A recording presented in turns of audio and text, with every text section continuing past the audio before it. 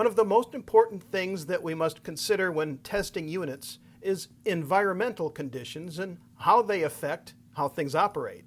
When the technician first turned this screen on, there were some display problems, other than, of course, the burn-in that you see on here. As you can see, the bars that we are showing right now are very clear, but initially the tech had a distortion on these lines. So here we will bring out a tool in our arsenal, which is our freeze spray, and see if we can replicate this condition.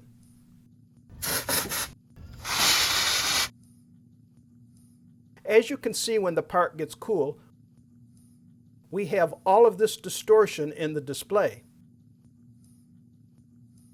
Now we will heat up the suspected part and see if this remedies it. And there you have it. After we've applied the heat to the suspected part on the circuit board, the problem went away. This means that this failure only occurs when the device is very cold, and should the customer start this up in a cold environment, it may not work at all. So this is a way that we can find suspected bad parts in a device with different environmental conditions. We will go ahead and freeze the part one more time so we can see that distortion once again. Here we have a clear image. We'll use our freeze spray. And now we see lots of distortion on the image. We will replace the offending part and get this back to the customer.